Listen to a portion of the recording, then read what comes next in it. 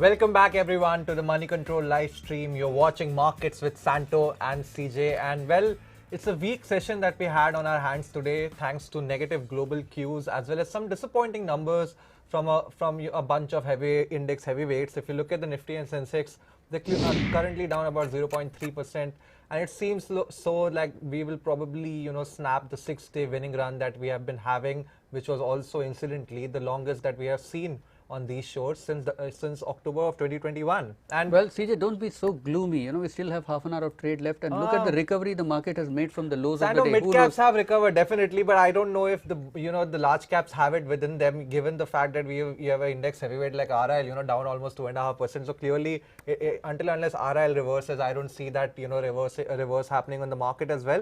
But if you look at the overall breadth, of the market, given the pressure that we are seeing in small cap names, I think the breadth, therefore, of the market has largely deteriorated, and we are, slanted towards the negative side.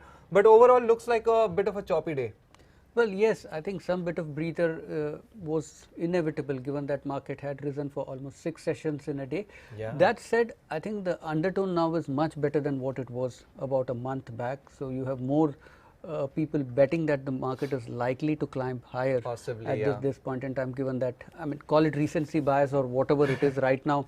I think if you see or if you hear experts talk, all of them seem to say that downside looks limited, and when too many people say that, CJ, that's when I begin to get a bit worried.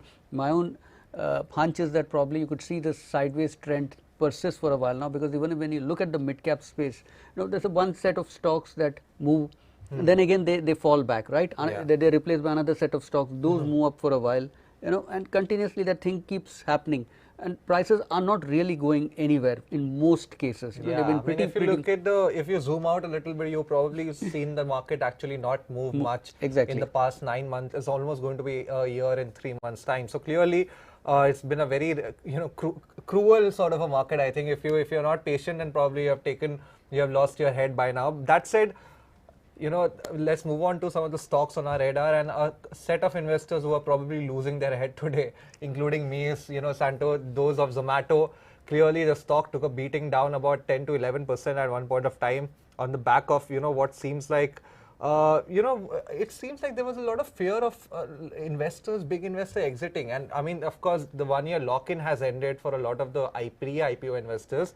And but for me, Santo, I feel that the selling pressure is a little overdone at this point of time. I mean, the stock is now below the pre-market, the last funding that they had done before the IPO of about 52 rupees is down below that level, and that seems a little harsh given the fact that some of the operating metrics of the company were actually improving. I mean, at this point of time, I will, although I know I've been taking a slap from you on this stock, but I just feel that probably if we see more downside from here, it could be more attractive for longer term investors who enter.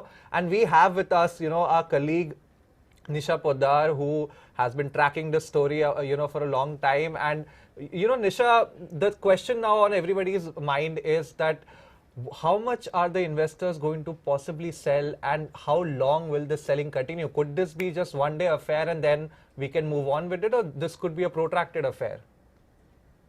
Zomato is a stock in focus, and yes, sources with direct knowledge have shared with us that the shares will be sold by the long-term investors, pre-IPO investors, as the lock-in ends in different tranches over a period of time. And that also depends on the demand that is coming in from the investors. And as I assess from various sources, the demand is tepid at the current levels in the pricing. In fact, the stock has fallen and probably aligning at the price at which the demand could be available.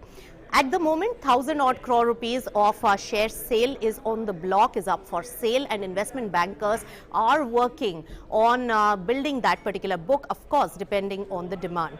There's another important aspect to watch out for, and very critical to note, is that some of the big investors ahead of the IPO for Zomato are considered insiders, and those insiders have a silent period ahead of the results. And even though the lock-in for pre-IPO investors has opened, for them, their lock-in continues till 2 days after the results are posted. So there again, Alibaba Group, whether it sells, will be keenly watched out for. InfoEdge, the largest shareholder, is unlikely to sell at the moment, is what sources with direct knowledge share with us. Well, Nisha, I'm approaching this purely from a stock price point of view. The kind of pressure that you are seeing on the stock, this has not been a case, last week or last month. It's been on for some time now. So, what are the major concerns that investors are having about Zomato at this point in time, besides the share sale, that is? That's right. The pressure of supply of papers and coming in tranches over a period of time could keep the pressure on this particular counter because of the supply of the paper, and that could be a point of worry for the investors in Zomato stock. Now, another aspect where Zomato management may step in terms of allaying the concerns, could be sources with direct knowledge sharing with us that right after the results, quarterly results are announced, Zomato is likely to launch an investor roadshow to allay the fears and also to probably enhance its investor base by making their story understood. But there are a few critical aspects about Zomato which needs to be also explained by the management. First, to profitability in the global economic headwind scenario and global meltdown of the valuation of digital companies like Zomato, which is a global phenomena. In that, how is the company going to perform financially, and the visibility on profitability will be important.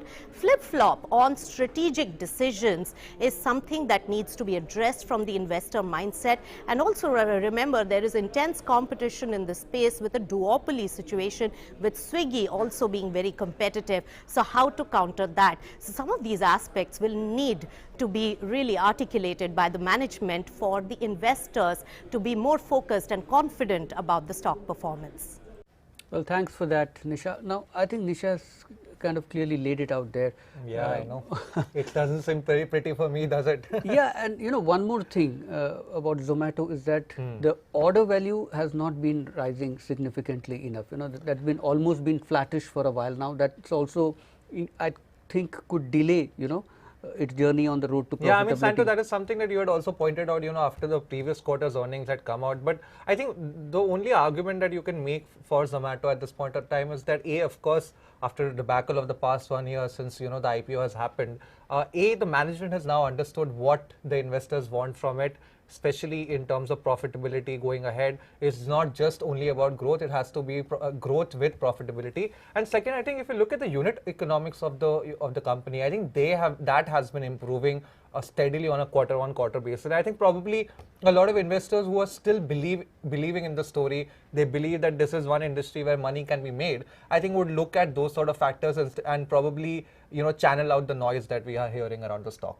Well, at this point in time, there doesn't seem to be too many of those investors. See, already sentiment is at a slightly low point. Yes. Because of the kind of price erosion that we have seen. And besides that, CJ, whatever the company had to say about the Blinkit acquisition, there's still some bit of chatter in the market. It's not gone down well with the investors, and soon after comes this, possible share sale, and that is clearly going to weigh on the stock for some time to come. Well, Santo, your stock, Canara Bank? Well, decent set of numbers there, CJ.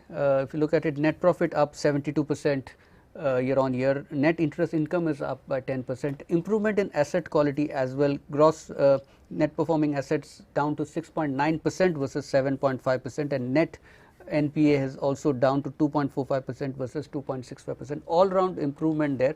And CJ, this year so far among the PSU banking space, Canara Bank has been one of the stocks that has done fairly well, I would say. So this stock could be in the limelight for some more time to come. Well, Santo, for all of your impressive numbers, the stock is actually down about 2.5% when I was going live. And I think probably it could be profit booking, but maybe the market is not impressed with the miss on the top line. The net interest income actually did come below Street's estimate, and I think there was also probably a bit of a concern that the net profit, it seemed, was boosted more by other income than anything else. The other income actually saw a big sequential jump if you look at it, and there a big year-on-year jump as well. So clearly, I think the Street probably maybe taking some profits at this point of time, or maybe a little unimpressed on the NII side. That said, Santo, the other stock on my list, is Navin Fluorine. I mean, a chemical name, and I have been a votary for them for the past 4 to 5 months, and another quarter of strong earnings performance. After the March quarter, we thought that probably this quarter would be a bad one for chemical names given the margin issues, but clearly the operating margin actually has expanded sharply on a year-on-year basis for the company. net profit grew almost 34% on a year-on-year. So clearly, fundamentals are not really an issue. And even if you look at it from a technical point of view, Santo, from a short-term and a long-term point of view as well, I think the technicals are also indicating that this is one of those counters in the chemical space where you can still get a lot of upside, even if you invested in these at the current level. So clearly, one of those stocks that are really doing well, along with names like SRF and Deepak Nitrite in the chemical space. Well, at this point in time, that the main product of Navin Fluorine has been doing very well, and there's no disputing, at least as far as the fundamentals go. And you've seen that in the way market has rewarded the stock as well. So I won't spend much time trying to quibble over that one. Thank you. We'll move over to the next stock, that is Page Industries. Yeah. Again, stock has been doing quite well, steadily rising, but CJ really surprises me why the stock has to do so well at this point in time. Really? Yeah, I mean, exorbitant valuations at this point in time. Exorbitant? Oh yes. My God, that is a bit harsh. Well, for a company that has grown its top line by less than 20%, right? Less than 20% for almost 5 years now. Even in the pandemic year, many companies saw a very steep drop in the top line, but in the case of Page Industries, you didn't see the jump. The drop was not so sharp. Okay, yes. Of course, you saw a very big jump the year later, the following year you saw a big jump. Now, 95 times, trailing 12 month, I guess the rise in the stock price has more to do with the fact that the shares are short in supply at this point in time. Also, CJ, according to IFL, the earnings are likely to compound at, top line is likely to grow at 20% for the next, the EPS is likely to compound at 20% for the next 3 years. Now look at 20% compounding and look at the kind of valuations that the market is giving. So that's why I think this is a bit unsustainable, given that competition in the athleisure segment is rising and also in the innerwear segment. Santo, you're talking about 20% earnings growth, and then you're talking about, complaining about the fact that valuations are expensive. Of course they're expensive. Which other company in the consumer space, especially in that sector, is going to give you earnings growth like that? It is a market leader which is not only giving you probably 20% as, IFL says, but is also pricing away a lot of market share from everybody else. I mean, yes, others are trying to get into that space, in the athleisure space, but nobody is as good as Page Industries and does not have the brand recall that Jockey has at this point of time in the market compared to anybody else. Also, last quarter we saw that there was a lot of resilience in the earnings of the company, especially on the margin side, which was a major concern. Clearly, I think that resilience is what is getting rewarded in the market, and that is why you're seeing investors give the premium valuation that the company is getting, and it has been getting that for the past 10 years. It's not a new thing, right? And lastly, I think I have a hunch that probably even the June quarter earnings, you could see a similar sort of performance coming in, and that will only add to the confidence of investors who are investing in this counter at this point of time. Karur Vysya Bank, the last stock on our watch list this afternoon. Again, CJ, purely a earnings play at this point. Net profit is almost doubled to 228 crores. You've also seen the net interest income rise about 17%. Again, improvement in both gross NPA as well as net NPA levels.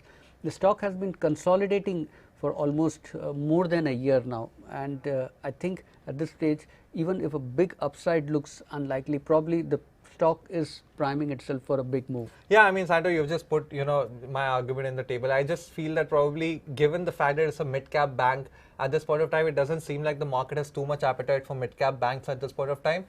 We have seen that small and mid-caps, lenders have actually lagged behind the larger peers like, say, ICICI Bank, Axis Bank, or SBIs of the world. I think the market's preference, given the jittery environment that we are in, they want to stick with the big, mega cap, large cap financials, and probably later on, if we see these sort of consistent earnings on a quarter by quarter basis, maybe then they might consider something like a Karur Vysya, and therefore probably for me, I think the upside is a little limited on this counter. Well, CJ, we had a query from a reader, from a viewer earlier in the morning. Yes, Santo, I think earlier this morning, one of our viewers, Deep Flux AI, what a fancy name, by the way, he had asked us, and it's a very pertinent question, that whether inflation has peaked, and therefore, you could see a reversal in the market because inflation was the big talking point all throughout this year, or whether this is a persistent phase of inflation, and therefore markets could continue to remain choppy going ahead. Now, I think if you look at the actions of central banks all around the world, from the US Fed to even the RBI, the way they are aggressively going for rate hikes clearly suggests to you that inflation is here to stay for the time being, and probably investors want to, central bankers want to get rid of it as soon as possible. But then you see the commentary that has come in from our own, governor, RBI Governor Shaktikant Das. He recently in a speech said that, maybe inflation is showing signs of peaking in India. In fact, if you look at, the inflation numbers for the past 2 months, CPI inflation number, they've tailed around 7%. And I mean, going ahead, the expectation is that the base effect will take care of inflation going ahead. So clearly, maybe India could become an outlier when it comes to inflation. Also, the other mitigating factors are clearly that good crop this year around. If the monsoon does play out well, we could have a good crop this time around, and that could weigh on food inflation going ahead. Apart from that, if you look at global commodity prices, since mid-June, they have fallen almost 15 to 20%. So clearly, that is another tailwind when it comes to the inflation scenario in India. And lastly, this is a bit of a negative side, and I mean, this is where the balance comes between growth and inflation.